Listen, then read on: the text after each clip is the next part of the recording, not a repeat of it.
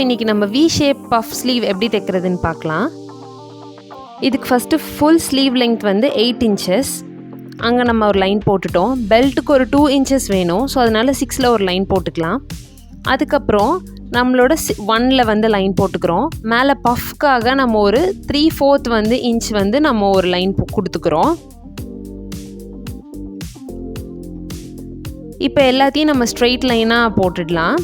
அதுக்கப்புறம் பஃப் ஸ்லீவுக்காக நம்ம ஃப்ரில்ஸ் வச்சு தைக்கிறதுக்கு ஒரு 2 இன்ச் வேணும். ஸோ அது ஃபுல் லெங்க்த்துக்கு நம்ம வந்து லைன் போட்டுக்கிறோம். இது வந்து நார்மல் ஸ்லீவ் கட்டிங்கோட பேப்பர் கட்டு. இது எப்படி பண்ணணுன்றதோட லிங்க் நான் உங்களுக்கு கொடுக்குறேன், வேணுன்றவங்க எடுத்து பார்த்துக்கோங்க. இது அந்த 2 இன்ச் நம்ம வந்து அந்த லைன் போட்டதுலேயே வச்சுட்டு அது மேலேயே அப்படியே வச்சு ட்ரேஸ் பண்ணிக்கலாம். மார்ஜின் பாயிண்ட்டு ஒவ்வொரு ட்ரெஸ்ஸுக்கு ஏற்ற மாதிரி நம்ம எக்ஸஸ் கொடுப்போம். ஸோ மார்ஜின் நான் இங்கே தனியாக வந்து ஒரு 2 இன்ச் கொடுத்துருக்கேன். அது அப்படியே கீழ் லைனோட நம்ம ஜாயின் பண்ணிக்கலாம். அந்த 2 இன்ச் பஃபோட 2 இன்ச் லைனில் இருந்து 3 இன்ச்சஸ் வந்து நம்ம ஒரு மார்க் கொடுத்துக்கலாம். அந்த பாயிண்டில் இருந்து தான் நம்ம ஃப்ரண்ட் ஸ்லீவுக்கு ஒரு கர்வ் கட் நம்ம கொடுக்க போகிறோம். அந்த கர்வ் வந்து பார்த்திங்கன்னா அந்த பேக்கோட லெங்க் அந்த ஷேப்பில் இருந்து ஒரு 1/2 இன்ச் கீழே இறங்கியிருக்கலாம். இப்போ நம்ம பஃபோட நம்ம வந்து ஃப்ரண்ட் ஸ்லீவை ஜாயின் பண்ணுறோம். Front sleeve and back sleeve ரெண்டையும் இந்த மாதிரி நம்ம ஜாயின் பண்ணிக்கலாம்.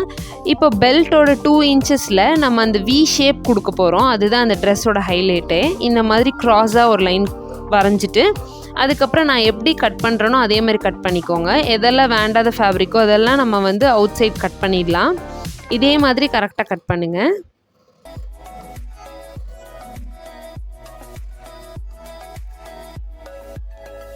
இப்போது இந்த இடத்துல பார்த்திங்கன்னா ஸ்லீவோட எப்பயுமே பேக் சைடு டிசைனை தான் நம்ம ஃபுல்லாக கட் பண்ணி எடுத்துகிட்டு அதுக்கப்புறமா தான் ஃப்ரண்ட்டுக்கு இருக்கிற அந்த ஃப்ரண்ட் துணி, இது வந்து நம்ம டபுள் ஃபோல்டட் துணி. இந்த டபுள் ஃபோல்டட் துணியில் ஒன்று பேக் ஒன்று ஃப்ரண்ட். ஸோ அதனால் நம்ம ரெண்டுக்கும் சேர்த்து பேக் டிசைனில் கட் பண்ணிவிட்டு ஃப்ரண்ட்டுக்கு ஃபஸ்ட்டு துணியை மட்டும் தூக்கி நம்ம வந்து இந்த மாதிரி ஃப்ரண்ட்டோட போர்ஷனுக்கு ஏற்ற மாதிரி கர்வாக கட் பண்ணிக்கிறோம்.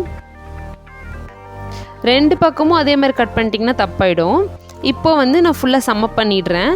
ஃபுல் லெங்த் வந்து 6, பஃப் லெங்த் வந்து 3/4, பெல்ட்டோட ஃப்ரில்ஸ் வைக்கிறதுக்கு 2 இன்ச்சஸ்ஸு, அதுக்கப்புறம் ஃப்ரண்ட் கர்வ் லைன் வரதை ஃப்ரண்ட்டு நம்ம போட்டுக்கலாம். அப்போ தான் நம்மளுக்கு டிஃப்ரென்ஸ் ஞாபகம் இருக்கும். அப்புறம் இது பேக்குன்னு போட்டுக்கலாம்.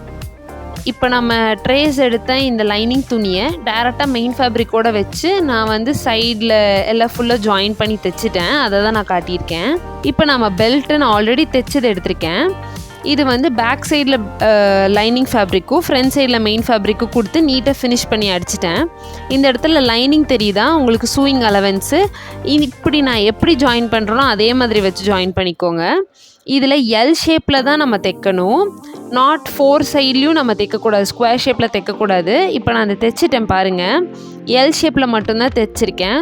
இன்னொன்று ஒரு எல் ஷேப் எப்பயுமே ஓப்பனில் தான் இருக்கும். அப்போ தான் உங்களுக்கு கையை தூக்கும் போது செய்யும் போது உங்களுக்கு அந்த ஈஸினஸ் கொடுக்கும். அதுக்காக தான் நம்ம ஃபுல்லாக ஜாயின் பண்ணாமல் ஜஸ்ட் அந்த 2 சைடு மட்டும் ஜாயின் பண்ணுறோம். ஸ்லீவோட சென்டர் பாயிண்ட்லேருந்து 2 இன்ச்சஸ் 2 பக்கமும் நம்ம வந்து லைன் போட்டுக்கலாம். மேலேயும் போட்டுக்கலாம், கீழேயும் போட்டுக்கலாம். அப்போ தான் நம்ம ஃப்ரில்ஸ் எடுக்க முடியும்.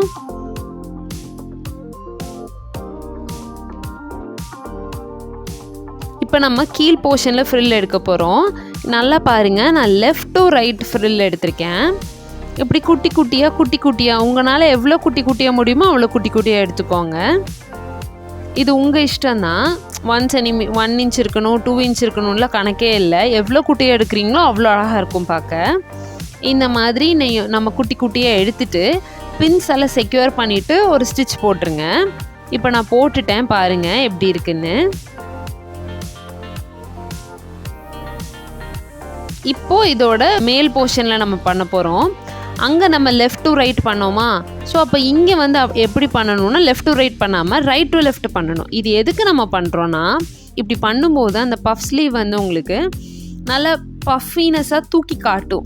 இல்லைனா நீங்கள் லெஃப்ட் டு ரைட் கீழ் போர்ஷனும் பண்ணி மேல் போர்ஷனும் லெஃப்ட் டு ரைட் பண்ணிங்கன்னா அது பஃபோட லுக் இருக்குமே தவிர பஃப்னஸ் இருக்காது.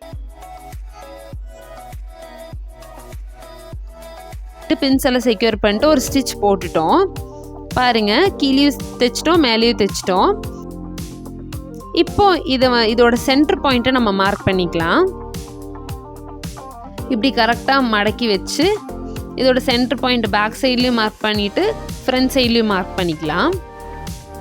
இதே இது வந்து ஒல்லியாக இருக்கிறவங்களோட கைக்கு பார்த்திங்கன்னா அந்த பஃப்னஸ் நல்லா பஃபியாக இருக்கிற மாதிரி போட்டால் ப்ளம்பியாக அழகாக தெரிவாங்க பார்க்குறதுக்கு.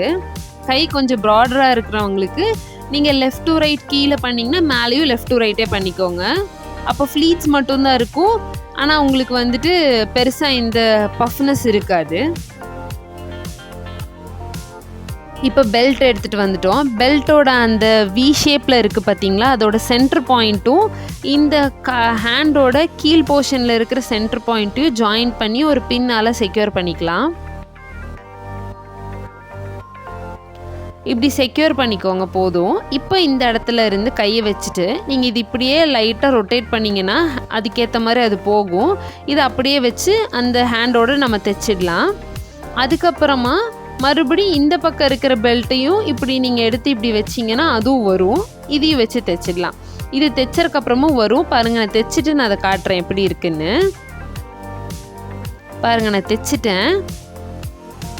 எவ்வளோ நல்லா இருக்குது பார்த்தீங்களா? இப்போ இதை டர்ன் பண்ணிடலாம். டர்ன் பண்ணும்போது பாருங்கள், அங்கங்கே ஒயிட்டாக நம்மளோட மார்க்கிங்ஸ் இருக்குது. மார்க்ஸ் இருக்கேன்னுலாம் நினைக்காதீங்க. அது வந்து வெறும் நீங்கள் ஈரமான துணி வச்சு தொடச்சிங்கன்னா அது போயிடும் உங்களுக்கு.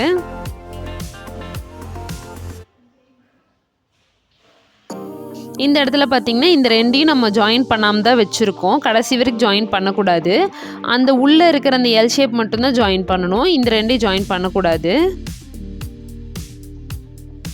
உள்ளே இப்படி இருக்கும், கேப்பு மாதிரி இருக்கும். இப்போ எக்ஸஸாக இருக்கிற இந்த பெல்ட்டை நான் எக்ஸஸாக தான் எடுத்திருந்தேன். எக்ஸஸாக இருக்கிற பெல்ட்டை நம்மளுக்கு வேண்டியதில்லை, அதை நம்ம கட் பண்ணிடலாம். இப்போ நான் வந்துட்டு மெயின் ஃபேப்ரிக்கும் ஹேண்டையும் தைக்க போகிறேன். இது தைக்கிறதுக்கு நம்மளோட மெயின் ஃபேப்ரிக்கோட ஃப்ரண்ட் சைடும் ஹேண்டோட பேக் சைடும் ரிவர்ஸ் சைடையும் எடுத்து தான் வச்சு தைக்கணும் எப்பயும். அப்போ தான் நீங்கள் திருப்பும்போது ஃப்ரண்ட்டுன்னு வரும். இப்படி நம்ம எப்படி தைக்கும் போது நான் எப்பயும் என்ன பண்ணுவேன்னா ஃப்ரண்ட் ஃபேப்ரிக்கோட சென்டர் பாயிண்ட்டும் ஹேண்ட் ஃபேப்ரிக்கோட சென்டர் பாயிண்ட்டையும் ஜாயின் பண்ணி அங்கேருந்து தான் நான் தைப்பேன். அப்படி தைக்கும்போது என்ன ஆகும்னா உங்களுக்கு அந்த சென்டர் அலைன்மெண்ட் மாறவே மாறாது. இப்போது இதை வந்து லைட்டாக அட்ஜஸ்ட்மெண்ட் பண்ணி இப்படி வச்சு தைக்கணும். நான் இது வந்து 1/2 inch சூயிங் அலவன்ஸில் தைச்சிருக்கேன். அதை தான் அந்த ஒயிட் லைன் போட்டிருக்கேன். ஹேண்டோட ஒயிட் லைனும் அந்த மெயின் ஃபேப்ரிக்கோட ஒயிட் லைனும் ஜாயின் ஆகிற மாதிரி வச்சு நீங்கள் தைக்கணும். இது கொஞ்சம் பொறுமையாக தான் தைக்க முடியும். நல்லா தைக்க தெரிஞ்சவங்க இன்னும் நல்லா ஃபாஸ்ட்டாக தைப்பாங்க. இது ஒரு பிகினர்ஸ் ஃப்ரெண்ட்லின்றதுனால இப்படி நான் ஸ்லோவாக காட்டியிருக்கேன்.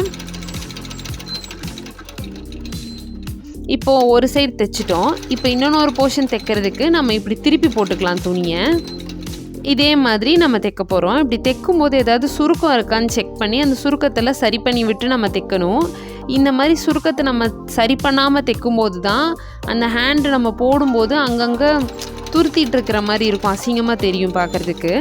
இதை சரி பண்ணுறதுக்கு நீங்கள் இப்படி தைக்கும்போது நிதானமாக அதை சரி பண்ணி தைச்சிங்கன்னா சரியாயிடும்.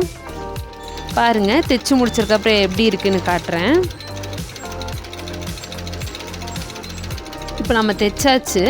இதோட ஃபைனல் லுக் இப்படி தான் இருக்கும். இன்ஸ்பிரேஷனில் இருக்கிறதும் இதுவும் எக்ஸாக்டாக ஒரே மாதிரி வந்துருச்சு இல்லையா? உங்களுக்கு இந்த வீடியோ ரொம்ப பிடிச்சிருக்குன்னு நான் நினைக்கிறேன். That's all for today and thanks for watching. Don't forget to subscribe and like and share. Thank you so much.